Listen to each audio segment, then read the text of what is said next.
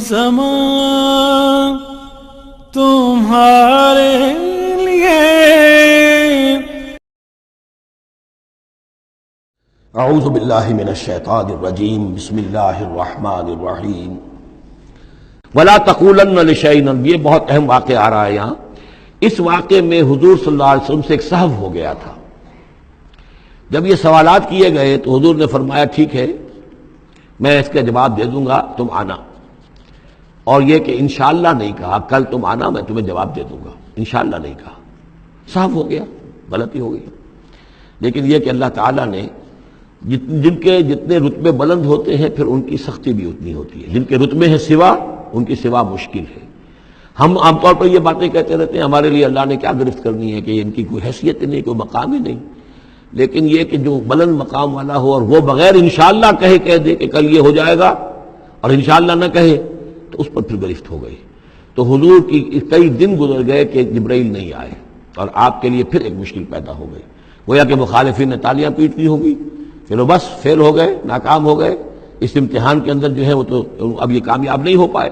اس کے بعد جبرائیل آئے، یہ واقعات بھی لے آئے، ساتھ ہی یہ ہدایت بھی لائے. وَلَا تَقُولَنَّ لِشَيْءٍ إِنِّي فَاعِلٌ ذَلِكَ غَدًا.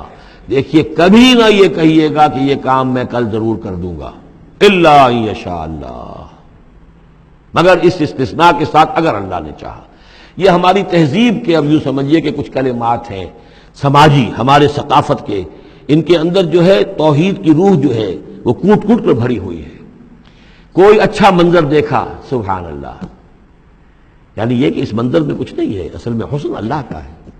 پھول دیکھا سبحان اللہ، پھول کی تعریف نہیں کر رہے ہیں، اب بنانے والے کی تعریف ہے جس نے اتنا عمدہ پھول بنایا ہے. کوئی آپ کو کوئی تکلیف رفع ہوئی، کوئی ضرورت پوری ہوئی الحمدللہ، بھوک لگی ہوئی تو کھانا کھایا الحمدللہ، تعریف اللہ کے لیے.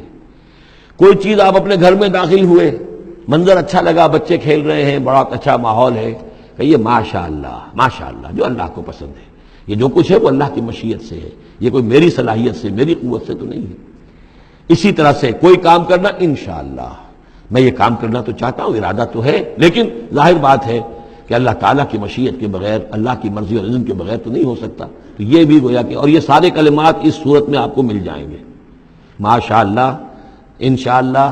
اور اس سے پہلے ہم الحمدللہ سے شروع کر چکے ہیں. الحمدللہ الذی انزل علی عبدہ الکتاب ولم یجعل لہ عوجا. ولا تقولن لشیء انی فاعل ذلک غدا الا ان یشاء اللہ واذکر ربک اذا نسیت.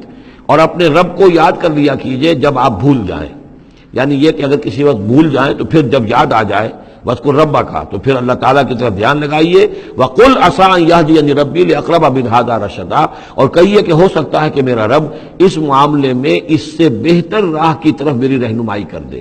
یعنی میں یہ کیوں کہوں کہ یہ کام میں کروں گا، ہو سکتا ہے اللہ تعالیٰ جو ہے اس سے بہتر کوئی صورتحال پیدا کر دے.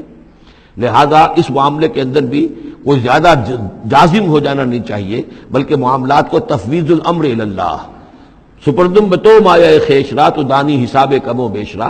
تو اس طریقے سے انسان جو ہے اللہ تعالیٰ کے حوالے کیے رکھے. وَلَبِثُوا فِي كَهْفِهِمْ 300 سِنِينَ وَازْدَادُوا تِسْعًا. اور وہ رہے اپنی اس غار میں 300 برس اور اس کے اوپر 9 سال. اس کی تعبیر کیا ہے؟ شمسی حساب سے 300 برس، اور یہ 300 برس جو شمسی ہوتے ہیں جو سولر کیلنڈر کے، وہ قمری حساب سے 309 بن جاتے ہیں. اس حوالے سے یہ دونوں عدد بالکل صحیح ہے. قل اللہ اعلم بما لبثوا. کہیے یہ بھی اللہ بہتر جانتا ہے کتنے عرصے رہے، اس میں بھی بحث میں پڑھنے کی ضرورت نہیں. لہ غیب السماوات والارض. اللہ تعالیٰ ہی کے اختیار میں ہے اور اللہ ہی کے علم میں ہے غیب کل کا کل آسمانوں اور زمین کا. اب صرف بہی واس میں، کیا ہی عجیب اور اچھا ہے وہ دیکھنے والا، اور کیا ہی اچھا ہے وہ سننے والا. اس کی سماعت، اس کی بصارت کا تم کیا اندازہ کرو گے. ما لہم من دونہ من ولی. ان کا کوئی ساتھی اور پشت بنا اور مددگار اور حمایتی نہیں ہے اس کے سوا. ولا یشرک فی حکمہ احدا. اور وہ اپنے حکم اور اختیار اور اپنی حاکمیت کے حق میں کسی کو شریک کرنے کو تیار نہیں ہے. یہ جو توحید حاکمیت جو ہے اس کے بارے میں نوٹ کر لیجئے. سورہ یوسف میں ہم نے پڑھا ان الحکم الا للہ ہمارا اللہ تعبد الا ایا ذالک الدین القیم. سورہ بنی اسرائیل کی آخری آیت میں آیا ولم یکن لہ شریک فی الملک. بادشاہت میں اس کا کوئی شریک نہیں. یہاں فرمایا ولا یشرک فی حکمہ احدا، وہ اپنے حکم اور حاکمیت کے اختیار میں کسی کو شریک کرنے کے لیے تیار نہیں۔ وَاتْلُ مَا أُوحِیَ إِلَيْکَ مِن کتاب ربک، اور اے نبی تلاوت کیجئے جو آپ کی طرف وحی کی گئی ہے آپ کے رب کی کتاب میں سے۔ یعنی یہ جو سخت حالات ہیں جن سے آپ گزر رہے ہیں، دباؤ ہے آپ پر بہت شدید، اس میں آپ کے لیے سہارا کیا ہے؟ وَمَا صَبْرُكَ إِلَّا بِاللَّهِ، اور اللہ کے ساتھ اپنا قلبی تعلق اور ذہنی رشتہ قائم کرنے کے لیے سب سے مؤثر ذریعہ کیا ہے؟ قرآن مجید کی تلاوت۔ وَاتْلُ مَا أُوحِیَ إِلَيْکَ مِن کتاب ربک، جو بھی آپ کی طرف وحی کیا گیا ہے آپ کے رب کی کتاب میں سے اس کی تلاوت کرتے رہا کیجئے۔ لا مبدل لکلماتہ، اس کی باتوں کو بدلنے والا کوئی نہیں ہے۔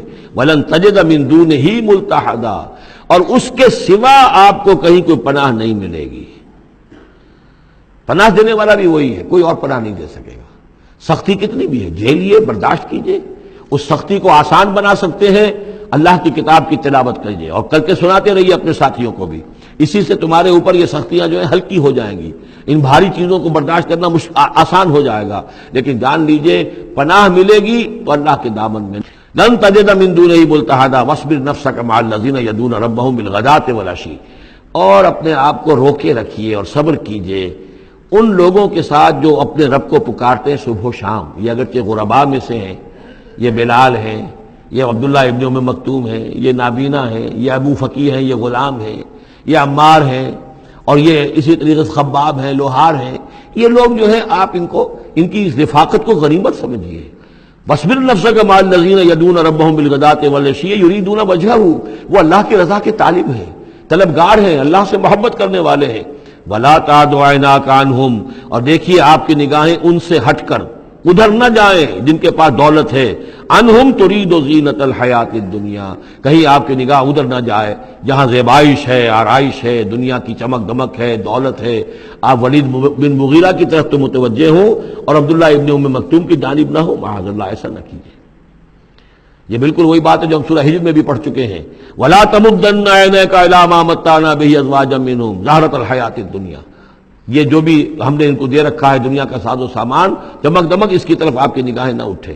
وَلَا تَعْدُ عَيْنَاكَ عَنْهُمْ، آپ کی نگاہیں ان سے ہٹ کر، انہیں نظر انداز کر کے ان لوگوں کی طرف نہ متوجہ ہو جائیں۔ ترید زینت الحیات الدنیا، تو کیا آپ بھی دنیا کی، کہ لوگوں کو یہ گمان ہونے لگے، شک ہو جائے کہ آپ کی نگاہ میں بھی دنیا کی زینت کا جو ہے بہت اس کی اہمیت ہے۔ وَلَا تُطِعْ مَنْ أَغْفَلْنَا قَلْبَهُ عَنْ ذِكْرِنَا، اور مت بات مانیے اس کی جس کے دل کو ہم نے اپنی یاد سے غافل کر دیا ہے۔ وَاتَّبَعَ هَوَاهُ، اور جو اپنی خواہش نفس کی پیروی کر رہا ہے۔ وَكَانَ أَمْرُهُ فُرُطًا، اور اس کا کام جو ہے وہ اعتدال سے بہت ادھر ادھر ہو گیا ہے۔